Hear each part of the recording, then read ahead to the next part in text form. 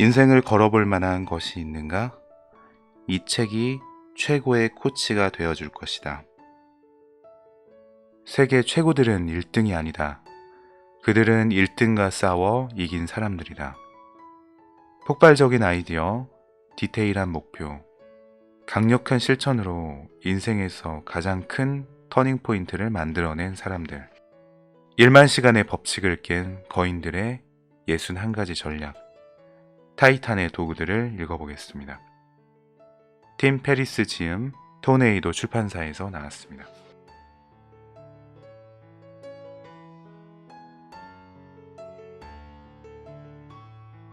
모든 것을 기록으로 남겨라. 버비 글리아는 카메라 앞에서나 밖에서나 세상에서 가장 바쁜 사람이다. 연극과 영화, 스토리텔링, 스탠드업 코미디가 합쳐진 그의 솔로 투어 공연은 전 세계에서 매진을 기록한다. 최근에는 제작, 감독, 각본, 주연을 맡은 영화 돈 싱크 트와이스로 평단과 관객의 찬사를 얻은 바 있다. 마이크는 상대를 움직이게 하는 힘을 갖고 있다. 더 놀라운 건 자기 자신을 자신의 뜻대로 움직이게 하는데도 일가견이 있다는 것이다. 그 비결에 대해 들어보자. 내게는 지금껏 사람들에게 공개하지 않은 독특한 습관이 있다. 언젠가 천천히 나를 돌아보니 자꾸만 미루는 버릇이 있었다. 사람들과의 약속을 미루는 법은 없었다. 그런데 운동을 하겠다거나 글을 규칙적으로 쓰겠다는 등 내 자신과의 약속은 언제나 뒷전으로 밀려나다가 나중엔 흐지부지 되고 있었다. 문득 내 자신도 내가 못 움직이는데 다른 사람을 내 뜻대로 움직여 보겠다고? 너무 한심하군 하는 생각이 들었다. 그래서 그날 밤부터 나는 마이크, 느낌표의 개수도 중요하다. 느낌표가 여기에서 3개네요. 마이크, 내일 아침 7시에 패들러 카페, 내가 주로 글을 쓰고 사색하는 장소라고 소개되어 있네요. 내일 아침 7시에 패들러 카페에서 너하고 약속이 있어 라고 적은 쪽지를 침대 옆에 두고 잤다. 바보 같고 창피한 얘기처럼 들리겠지만 효과가 컸다. 내가 이 책에서 마이크 버비글리아를 소개하는 가장 큰 이유가 여기에 있다. 다른 사람과의 약속처럼 자기 자신과의 약속 또한 명확하게 시각화해서 상기시키면 실행력이 매우 높아진다. 머릿속으로만 생각하거나 휴대폰 알람 메시지로 만들지 말고 손으로 직접 쓴 쪽지를 자신에게 주어라. 이 작은 노력 하나로 마이크 버비글리아는 배우들 사이에서 가장 자기 관리를 잘하는 사람으로 평가받았다. 패들러 카페에서 만나기로 한 자신과의 약속을 잘 지킨 그는 배우들 사이에서 가장 대본을 잘 쓰는 작가라는 명성도 얻었다. 정말 놀라운데요. 오늘 저도 이 마이크, 패들러 카페에서 너하고 약속이 있어처럼 스스로와의 약속을 지키기 위해 포스트잇을 활용해 보겠습니다. 저도 책을 꾸준히 읽는다는 생각을 많이 하는데요. 포스트잇에 하루에 한 권 책을 읽고 낭독한다는 스스로와의 약속을 한번 적어보고자 합니다. 여러분은 어떤 약속을 한번 자기 자신과 해보시겠습니까? 간단한 운동부터 한번 적어보는 것은 어떨까요? 자, 다음 2번째 단락을 읽어보겠습니다. 모든 것을 기록하라. 네. 제가 최근에 읽었던 그 기록의 쓸모라는 책이 갑자기 떠오르는데요. 타이탄의 도구들에서는 바로 18번째 전략으로 모든 것을 기록하라고 전달하고 있습니다. 같이 읽어볼게요. 모든 것을 기록하라. 마이크는 젊은 팬들을 만날 때마다 모든 것을 기록해두라는 조언을 아끼지 않는다. 시간은 빠르게 사라지고 모든 일은 구름처럼 흘러간다. 그 찰나의 순간들 속에 우리가 얻어야 할 인생의 영감과 힌트, 단서들이 담겨 있다. 이것들을 놓치지 않는 유일한 방법은 기록이다. 그는 이렇게 말했다. 아무리 강조해도 지나치지 않은 게 있다. 일기를 쓰라는 것이다. 단, 다른 사람들과는 좀 다르게 써라. 많은 사람들이 쓰는 방식에서 벗어나라는 것이다. 나만의 호흡으로 써라. 어떤 하루에 대한 기록은 책 한 권의 분량이 나올 수도 있고, 한 단어나 한 줄로 정리되는 하루도 있을 것이다. 절대 정해진 양을 채우려고 아둥바둥 하지 마라. 표준이나 기준에 굴복하지 말라는 뜻이다. 그래야 진짜 한 걸음 더 나간다. 한 걸음 더 나가서 남들에게 절대 보여주지 않을 것 같은 얘기를 일기장에 담아라. 그것들이 결국 언젠가 세상에 공개되면서부터 당신은 점점 명성을 얻어나가게 될 것이다. 정말 놀라운 이야기입니다. 나의 일기장이 많은 사람들에게 영향을 주고 사람들에게 큰 명성을 얻는다는 것은 모든 성공은 내면으로부터 시작한다는 것이죠. 계속 읽어보겠습니다. 이쯤 되면 표준을 거부하라는 메시지는 성공과 부, 지혜를 얻는 가장 기본적인 진리로 자리 잡는 것 같다. 이 책의 타이탄들 모두 입이 아프게 강조하니까 말이다. 강박적인 노트 수집가로서 나 또한 당신에게 단 하나의 조언을 주자면 모든 걸 기록하라고 하겠다. 기록의 힘은 강력하다. 그리고 무엇보다 어렵지 않다. 가장 들이기 좋은 습관이다. 마이크는 마지막으로 이렇게 말했다. 자신을 더 많이 알리는데 시간을 낭비하지 마라. 그 시간에 더 많이 알릴 수 있는 능력을 키워라. 단순히 잘하는 사람이 아니라 위대한 사람이 되려고 노력해야 한다. 나이가 들수록 점점 뚜렷하게 깨닫게 된다. 이 세상에는 정말 똑똑하고 능력 있는 사람은 많지만 자신의 일에 영혼까지 쏟아붓는 위대한 사람은 별로 없다는 사실을. 네. 이 부분을 읽으면서 이런 다짐과 결심을 해봅니다. 이 채널 레오의 책 읽는 밤이 책을 읽고 그냥 덮는 것이 아니라 하나의 시작이 될 수 있다는 것을 말입니다.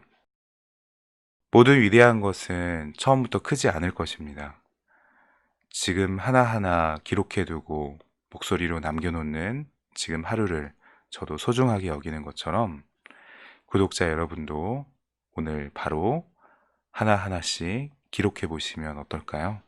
자신과의 약속을 쓰면서 하루를 시작하는 것을 한번 실행해 보시기 바랍니다.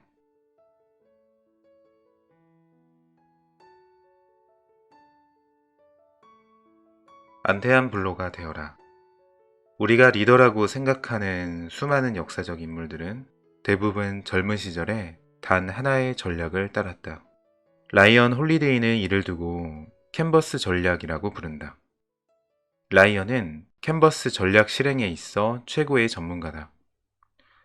전략가이자 작가인 라이언은 19살 때 대학을 중퇴하고 권력의 법칙의 저자인 로버트 그린 밑에서 문화생으로 생활했다. 그가 현재 운영하는 브라스체크라는 회사는 구글, 테이저, 컴플렉스 같은 기업들과 여러 베스트셀러 작가에게 자문을 해주는 일을 한다.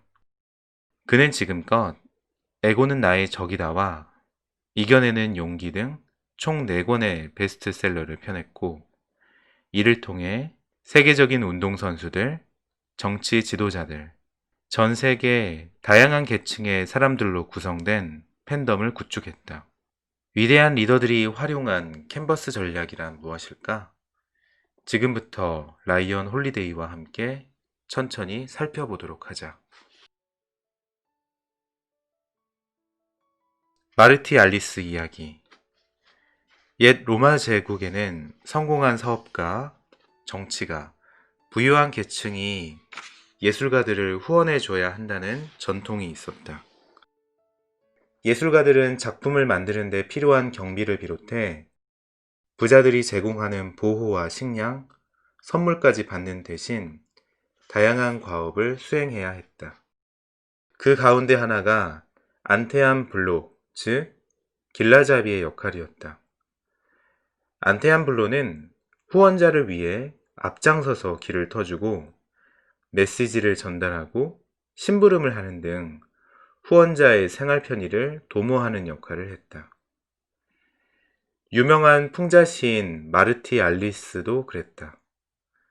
젊은 작가였던 그는 하루의 대부분을 후원자들의 집을 오가거나 심부름을 하거나 존경을 바치면서 보냈고 그 보답으로 약간의 돈과 호의를 얻었다. 하지만 그는 이런 생활이 끔찍하게 싫었다. 푼돈이나 받고 굽실거리며 노예처럼 산다는 생각이 그를 분노케 했다. 그는 더 많은 돈과 자기 소유의 땅을 원했다.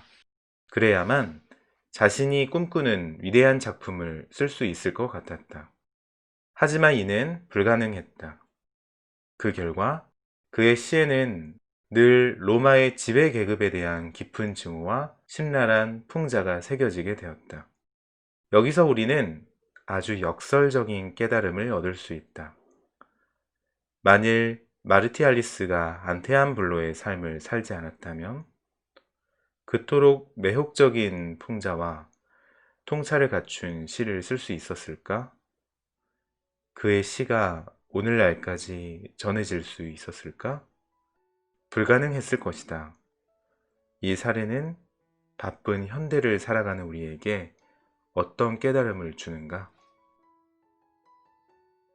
타인을 섬기는 사람이 가장 큰 것을 얻는다.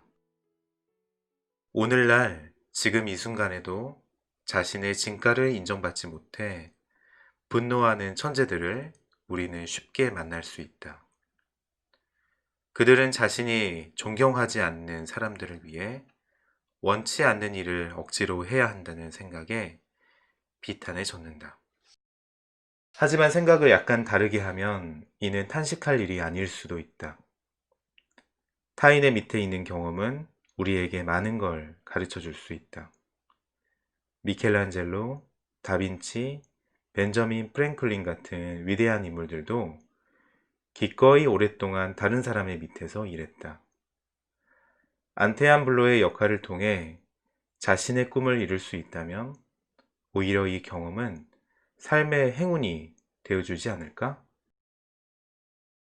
첫 직장을 얻거나 새로운 조직에 들어갔을 때는 자발적으로 안테암 블로가 되어야 한다. 이것이 내가 만난 모든 성공자의 공통된 조언이다. 무작정 다른 사람에게 복종하고 아첨을 하라는 것이 아니다. 그저 다른 사람들이 잘 될 수 있는 도움을 자발적으로 제공하라는 것이다. 다른 이들이 그림을 그릴 수 있는 캔버스를 마련해 주라는 뜻이다. 내 위에 있는 사람들을 위해 길을 열어주는 것이 곧 나를 위한 길을 만들어 가는 것임을 명심해야 한다. 특히 당신이 이제 막 사회생활을 시작한 젊은이라면 다음 세 가지를 진지하게 숙고해야 한다. 첫째, 당신은 당신이 생각하는 것만큼 유능하거나 중요한 인물이 아니다.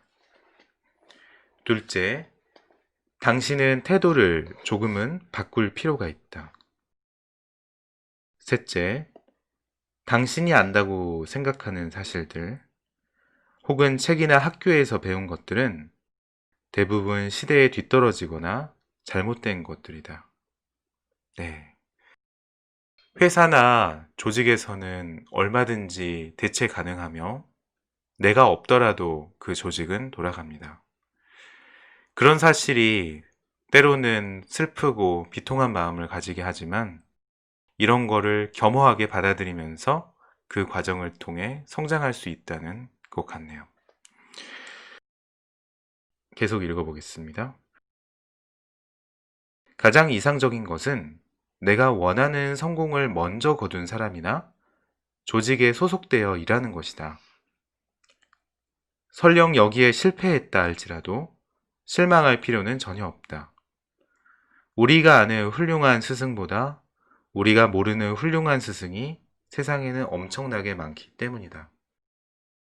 중요한 건 태도다. 항상 타인을 섬기겠다는 자세를 가진 사람이 성공 못하는 경우는 거의 보지 못했기 때문이다. 나아가 안테안블로의 자세는 위기에 처했을 때 모욕감 없이 자존심을 굽힐 수 있게 해주고 편견 없이 모든 유용한 조언들을 스폰지처럼 흡수하게 해준다. 또한 안테안블로는 누군가가 가고자 하는 방향을 미리 읽어내 그들이 짐을 효율적으로 꾸릴 수 있도록 도와주는 역할임을 기억하자. 그들이 다른 일에 얽매이지 않고 자신의 강점에만 집중할 수 있게 이끄는 길라잡이 역할을 한다는 걸 잊지 말자. 이런 역할을 지속하다 보면 자연스럽게 자신의 아이디어를 개발하는 데 필요한 크리에이티브와 디테일한 전술들을 몸에 배게 할 수 있다. 캔버스 전략의 핵심은 다른 사람을 도움으로써 궁극적으로 자기 자신에게 도움이 되는 것을 얻는 것이다. 당신이 만나는 모든 사람에 대해 그들을 도울 수 있는 방법이나 그들을 위해서 할 수 있는 일을 궁리하는 동안 당신은 다양한 해결책을 검증할 수 있다. 없어서는 안 될 사람이라는 평판을 얻게 된다. 새로운 사람들이 당신의 소문을 듣고 찾아와 관계를 맺게 된다. 미래에 큰 자산이 되는 호의와 신용의 잔고가 쌓이게 된다. 모두가 자신의 공을 인정받고 싶어 할 때 당신은 안테안블로의 길을 가라. 모두가 부당한 대우를 받고 있다고 분노할 때 안테안블로의 길을 가라. 어쩌면 이것은 잠시 잠깐의 목표가 아니라 영원한 당신의 목표가 되어야 할지도 모른다. 안테안블로의 길 위에서 마침내 큰 성공을 거두었던 인물들. 특히 이 책에 등장하는 타이탄들은 다음에 5가지 구체적인 조언을 20대에서 30대 비즈니스맨들에게 전한다. 네, 물론 40대, 50대에게도 전할 수 있겠죠. 첫째, 상사에게 넘겨줄 수 있는 아이디어를 찾아낸 사람은 누구보다 한 걸음 앞서간다. 둘째, 아이디어가 뛰어난 사람, 장래가 유망한 인재들을 서로 연결해준다. 셋째, 아무도 하고 싶어 하지 않는 일을 찾아서 그 일을 한다. 넷째, 비효율, 낭비, 중복이 많은 곳을 맨 먼저 찾아낸다. 그러면 나와 내 조직이 새로운 분야로 진출하는데 필요한 자원을 확보할 수 있다. 다섯째, 자신의 아이디어를 기꺼이 공유한다. 캔버스 전략은 언제 어디서나 이용 가능하다. 유효 기간도 없다. 나이에도 구애받지 않는다. 이 전략은 일자리가 생기기 전, 직장에 채용되기 전에 다른 일을 하는 동안 뭔가 새로운 일을 시작할 때, 조직 안에 강력한 동맹이나 지지자가 없을 때 등등 언제든 활용할 수 있다. 과거의 상태에서 벗어나 자기만의 프로젝트를 이끌게 된 뒤에도 이 전략을 중단할 이유는 없다. 안테안블로의 역할을 자발적으로 받아들이면 대부분의 사람들이 자존심 때문에 그 진가를 깨닫지 못하고 있는 많은 가치들을 발견할 수 있게 된다. 길을 만드는 사람만이 결국 그 길이 나아가는 방향을 통제할 수 있다. 캔버스가 그림의 형태를 결정하는 것처럼 말이다. 영국의 유명한 정치가이자 존경받는 작가였던 마혼경은 이렇게 말했다. 위대한 사람은 언제나 순종할 준비가 되어 있다. 자신의 지휘 능력은 나중에 언제든 증명할 수 있기 때문이다. 네. 위대한 사람이 기꺼이 순종하는 이유는 뛰어나기 때문입니다. 다른 사람을 섬기고 그리고 다른 사람의 뜻에 순종하며 누구보다도 앞서서 길라잡이 역할을 하는 것입니다. 그렇게 하면 타이탄들이 조언하는 성공의 길에 한 발짝 가까워질지도 모르겠습니다.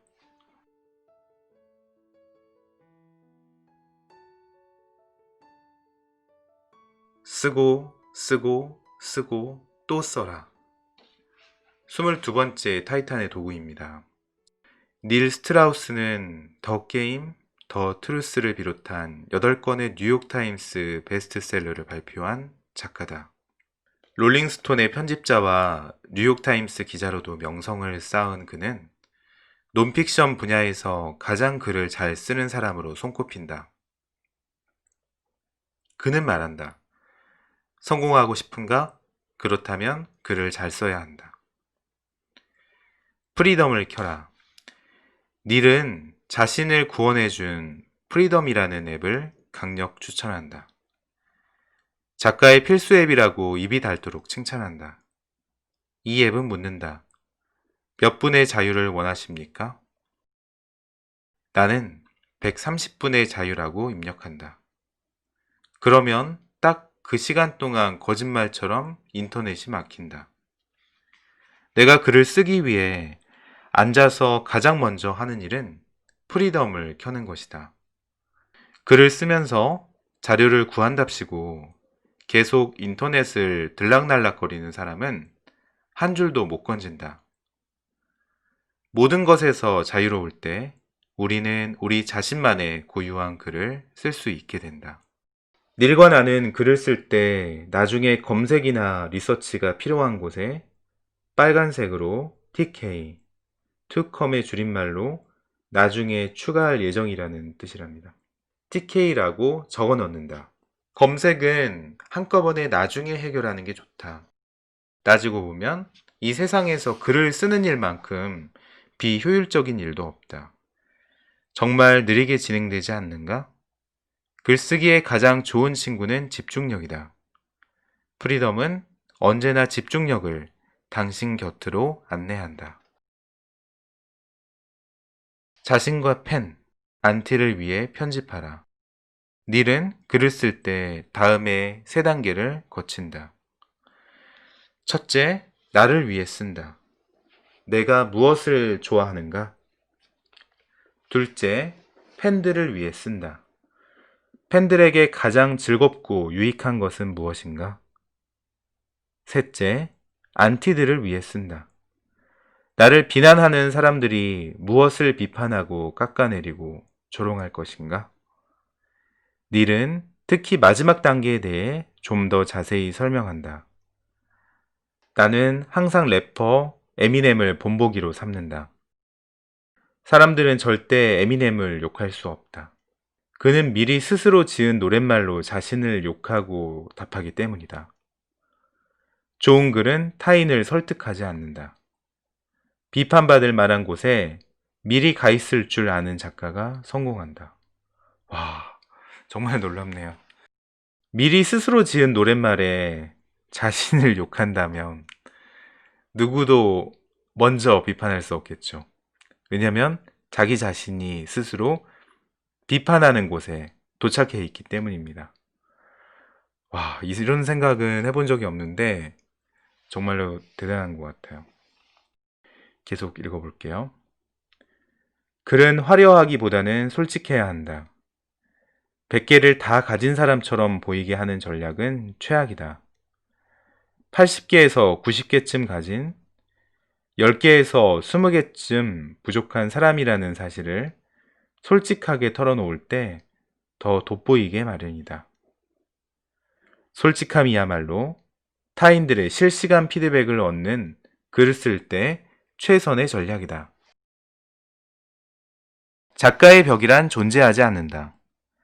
생각이 꽉 막혀 더 이상 진도가 나가지 않을 때는 어떻게 해야 할까? 최고의 작가인 닐에게도 그런 경험이 많을까? 그는 이렇게 말한다. 작가에게 벽은 사실 존재하지 않는다. 작가의 벽은 발기부정과 비슷하다. 자연스럽게 할 수 있는 일을 잘해야 한다는 부담감 때문에 하지 못하는 것뿐이다. 그는 벽에 부딪혀 실말이나 아이디어가 떠오르지 않을 때는 기준을 낮추라고 주문한다. 이것이 곧 좋은 글쓰기의 열쇠다. 닐의 이 말을 듣는 순간 나는 글쓰기에 관해 내가 얻은 최고의 조언이 떠올랐다. 매일 허접하게라도 2장씩 써라. 네. 아마 요즘 블로그를 쓸 때 고퀄리티로 쓰려고 많은 사람들이 노력하는 것 같은데요. 글쎄요. 저도 지금 책을 읽는 유튜브를 운영하고 있는데 사실 제가 목소리의 컨디션이 좋지 않을 때도 있고 그리고 본의 아니게 배가 고파서 자꾸 과자나 호빵 같은 것이 생각이 날 때가 있어요. 그래도 컨디션이 안 좋고 목소리 상태가 조금 안 좋더라도 여러분들 생각하며 책을 일단 읽어 나가기 시작할 때 몸과 마음이 치유되는 경험을 한 적도 있습니다. 닐이라는 유명 작가가 던지는 타이탄의 도구. 저에게도 도움이 됩니다. 맞는 말인 것 같아요. 계속 읽어보겠습니다. 수십 년 전, 그러니까 컴퓨터 한 대의 무게가 300kg을 넘던 시절, IBM 세일즈맨들은 모두 매일 전날의 판매 기록을 깨는 탁월한 능력으로 유명했다. 어떻게 가능했을까? IBM은 판매 할당을 매우 낮게 책정하는 전략을 썼다. 세일즈맨들이 전화기를 드는 두려움을 느끼지 않도록 하기 위해서였다. 세일즈맨들의 사기를 올려 결국 주어진 할당과 목표를 초과하도록 유도하기 위함이었다. IBM의 의도는 성공적으로 적중했다. 매일 허접하더라도 2장씩이라는 전략 또한 이와 상통한다. 중요한 것은 성공한 기분을 느끼는 것이다. 2장을 쓰는데 성공하면 종종 5장, 10장, 기적이 일어나는 날에는 20장까지도 진도가 나가는 경험을 할 수 있다. 픽사의 에드 캠머리 들려준 이야기가 생각나는가? 성공은 초안과는 전혀 다른 버전으로 탄생하지만 초안은 반드시 있어야 한다는 조언을 기억하는가? 글쓰기도 마찬가지다. 질보다 양이 성결되어야 한다. 양적 팽창은 질적 전이를 가져온다. 빠른 시간 내에 초고를 확보한 작가는 더욱 빠른 속도로 자신감을 그 위에 보태나간다. 마지막으로 닐은 이렇게 말했다. 100장짜리의 글은 10장으로 쉽게 압축할 수 있다. 반면에 10장짜리의 글을 100장으로 늘리는 건 거의 불가능하다. 10분 후 휴지통으로 직행하더라도 쓰고 쓰고 쓰고 또 써야 한다. 네, 정말로 와닿는 말입니다. 아무리 고민이 되고 내가 하는 방식이 옳을까? 그리고 내가 생각하는 것을 다른 사람이 들어줄까? 이렇게 망설여졌을 때 행동을 멈춘다면 우리는 어떤 도출물을 만들어낼 수 없을 수도 있습니다.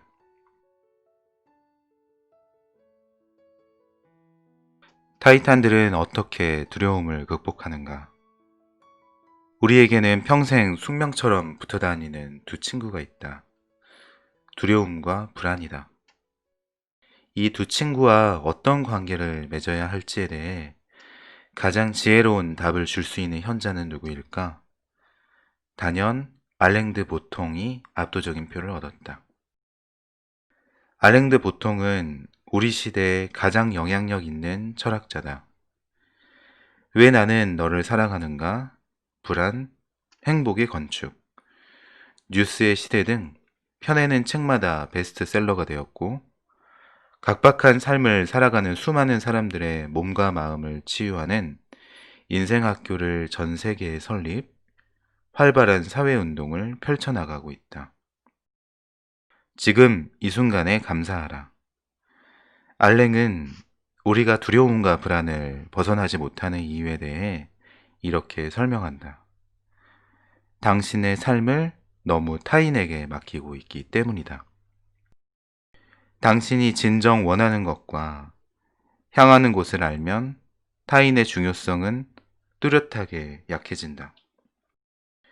당신이 걷고 있는 길이 모호할수록 타인의 목소리와 주변의 혼란, 소셜미디어의 통계와 정보 등이 점점 커지면서 위협적으로 다가온다. 네, 이 부분은 참 공감이 돼요. 타인에게 맡긴 삶을 살아가게 되면 주변의 목소리에 예민해지게 됩니다. 그리고 주변의 평가에 우려를 하게 되고 옆에 사람이 나를 어떻게 생각하는지 신경을 쓰면서 내가 진정 원하는 것을 진행하지 못할 때가 있죠. 계속 읽어보겠습니다. 알랭은 또 진정한 성공이란 평화로운 상태에 놓이는 것이라고 설명한다. 평화로운 상태를 얻으려면 주체의 삶을 회복하고 타인이 나를 이해하고 받아주기를 바라지 않아야 한다. 어떤 사람이 자신을 완전히 이해하지 못한다며 당신에게 화를 낸다고 해보자. 그의 얼굴을 천천히 살펴보라. 그는 당신의 이해 부족 때문에 화를 내고 있는 게 아니다. 이해받지 못하고 있다는 자신의 불안 때문에 당신에게 못되게 구는 것이다. 대부분의 화와 불안, 두려움은 이런 방식으로 세상에 존재한다. 그러니 당신은 타인의 반응보다는 자기 자신의 반응을 더 깊게 살펴야 한다.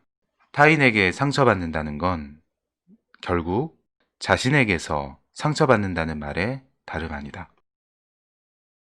알랭은 계속 조언한다. 불안에서 벗어나는 가장 좋은 방법은 지금 이 순간의 좋은 일에 감사하는 것이다.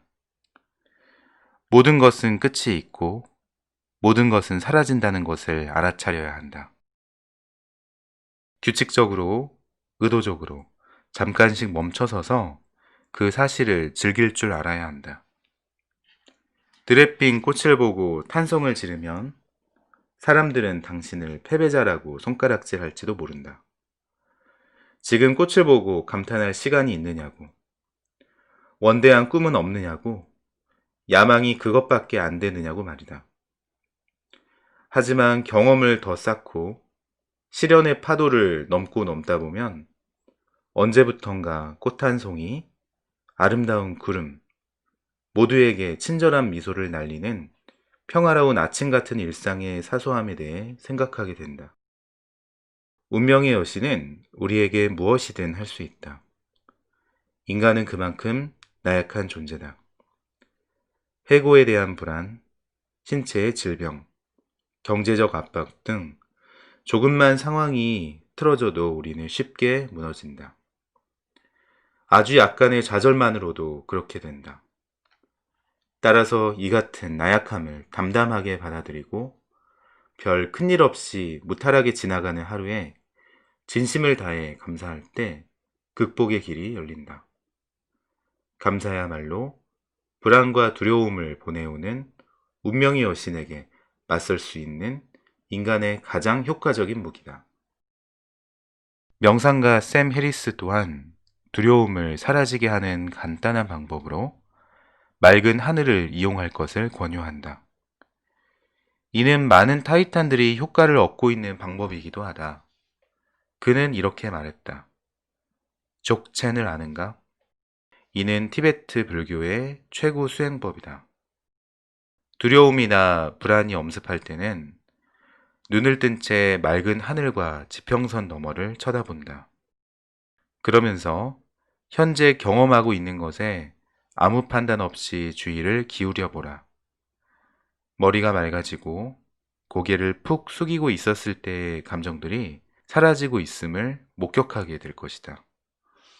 와, 음, 조던 피터슨 저자의 그 두려움을 극복하는 법하고 조금 상통하는 내용 같은데요. 아무래도 어깨를 쭉 편다는 건 고개를 숙이지 않는다는 의미겠고, 눈을 뜬 채 맑은 하늘과 지평선 너머를 쳐다본다고요. 현재 생각하고 있었던 그런 고민들과 복잡한 머리가 맑아진다고 합니다. 네, 그러면 먼저 지평선이 보이는 그런 곳으로 이사를 갈 필요가 있을까요? 네, 농담이고요. 맑은 하늘은 누구에게나 공평합니다. 그리고 사실 지평선은 사실 동서남북으로 둘러보면 도시 한복판에서도 찾을 수 있죠. 충분한 일입니다. 계속 읽어볼게요. 삶에 반드시 초대해야 할 친구.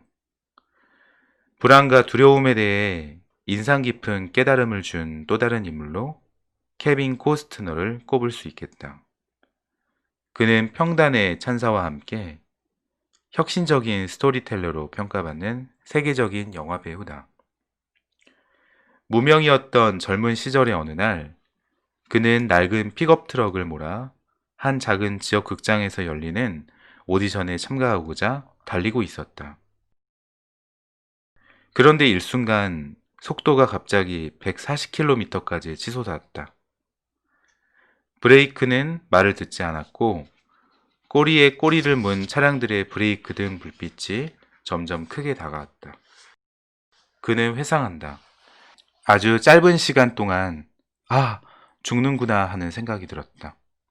그와 동시에 이렇게 죽을 순 없어라는 생각도 들었다. 클러치를 터져라 밟았다. 날카로운 비명처럼 끽 소리가 나면서 가까스로 시동키를 뽑을 수 있었다. 속도를 간신히 줄이고 갓길에 차를 세웠다. 무엇보다 아무도 죽이지 않아서 다행이었다. 잠시 안도의 숨을 고른 다음 빌어먹을 차에서 내려 뭔가에 홀린 듯이 울타리를 뛰어넘어 달리기 시작했다. 정확한 이유는 나도 몰랐다. 왠지 절대 오디션을 놓쳐서는 안 될 것 같다는 생각만 머릿속에 가득했다. 케빈은 그 오디션에서 떨어졌다. 네. 보통 이제 이렇게 가면 그 오디션에서 성공하잖아요. 합격하는데 케빈은 일단 떨어졌습니다. 네, 계속 읽어볼게요. 애초에 배우가 되겠다는 열렬한 생각은 없었다. 그냥 주변에서 하도 권해서 경험 삼아 도전해 본 일이었다. 그런데 막상 오디션에서 떨어진 후 그는 정말 배우가 될 거야 하는 생각과 사랑에 빠지기 시작했다. 그게 밥벌이가 될 수 있을지 큰 확신은 없었지만 미치도록 머릿속을 파고드는 앞으로 뭐하고 살래라는 속삭임을 떨쳐내는 용기를 얻는 데는 충분했다. 케빈은 이렇게 말했다. 그날 나는 고속도로에서 목숨을 잃을 뻔했고 배우로서도 별 재능이 없다는 사실을 알았다. 그런데 그것보다 더 중요한 사실은 그날 내가 사고로 죽어 오디션을 보지 못했으면 어땠을까 하는 생각이 온몸을 전율처럼 훑고 지나갔다는 것이다. 오디션에선 떨어졌지만 오디션 자체는 너무 재미있었기 때문이다. 그래서 나는 내가 배우가 될 수 있을 것이라고 확신했다. 비록 배우로 대성할 수는 없을지라도 어떻게든 배우만 될 수 있다면 남들이 싫어하는 일일지라도 내가 원하지 않는 일일지라도 모두 기꺼이 할 수 있다는 용기가 생겼기 때문이다. 케빈의 어깨를 짓누르던 모든 짐이 사라졌다. 그는 어떤 도전이든 가능한 사람이 되었다. 그의 가장 큰 두려움은 자신이 원하지 않는 삶을 계속 살아야 할지 모른다는 것이었다. 그가 이 두려움에서 벗어날 수 있었던 것은 원하는 삶을 살기 위해 원하지 않는 삶을 기꺼이 받아들이는 용기를 얻었기 때문이다. 나는 그가 들려준 이 지혜로운 깨달음에 경이라도 표하고 싶은 심정이었다. 케빈은 원하는 일, 원하는 삶을 찾는 방법에 대해서도 지혜를 나눠주었다. 떠올릴 때마다 약간 두렵고 긴장되고 떨리는 일. 그게 바로 당신이 원하는 것이다. 와, 잘하면 완전히 인생을 망칠 수도 있겠는걸 하는 일이 바로 당신이 찾아 헤매던 모험이다. 두려움이라는 친구를 멀리 하는데 시간을 쓰지 마라. 용기라는 새 친구를 초대하는데 심혈을 기울여라.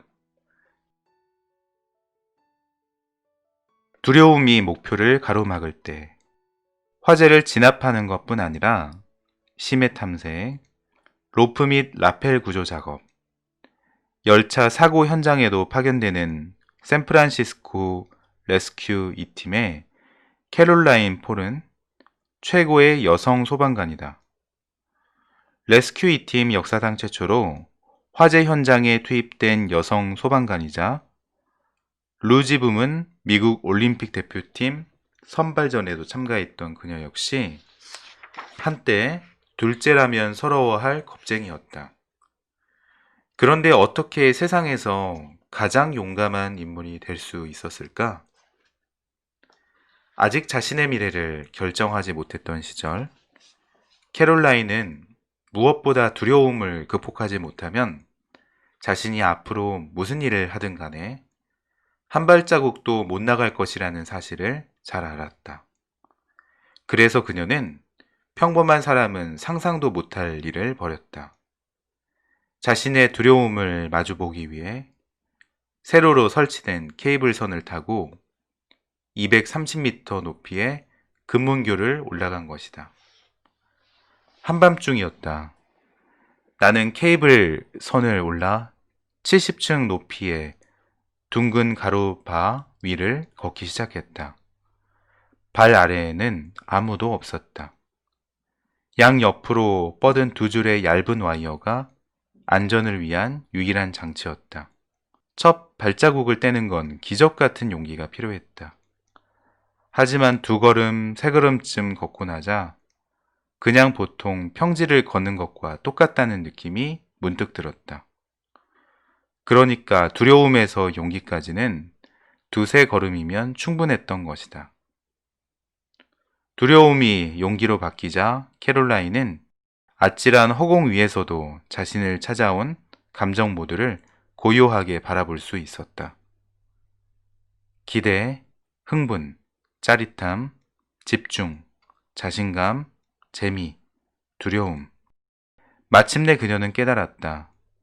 정말 해내고 싶은 일이 있을 때는 두려움이라는 감정을 어느 정도의 순위에 배치할 것인지를 정하고 거기에 넣어두면 충분하다는 것을.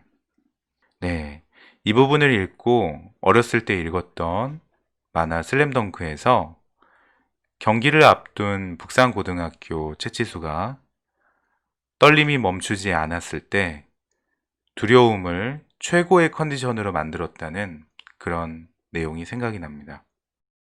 어쩌면 두려움이라는 거는 좋은 현상입니다.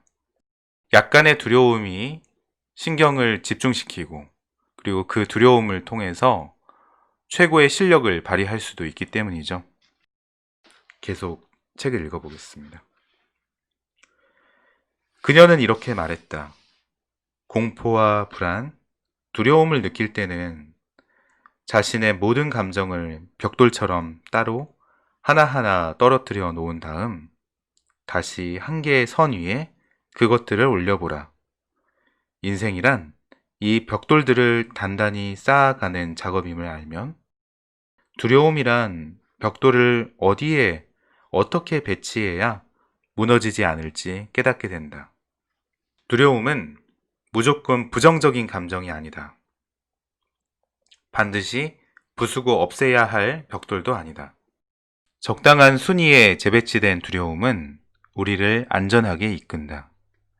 안전하면서도 근사하고 멋진 집을 짓고 싶다면 두려움을 어떻게 쓸지를 자연스럽게 알게 된다. 캐롤라인과 대화를 나누던 나는 문득 커피 잔을 내려놓다가 테이블 위에 새겨진 작가 아나이스 닌의 글을 발견하고는 크게 고개를 끄덕였다. 네, 그 글의 내용은 이렇습니다. 음, 굉장히 이렇게 기대하게 만드는 것 같아요. 자, 마지막 읽어볼게요. 인생은 용기의 양에 따라 줄어들거나 늘어난다. 네. 오늘부터 조금만 더 용기를 내보는 건 어떨까요? 여러분 항상 사랑하고요. 오늘 영상은 여기까지 할게요. 또 만나요.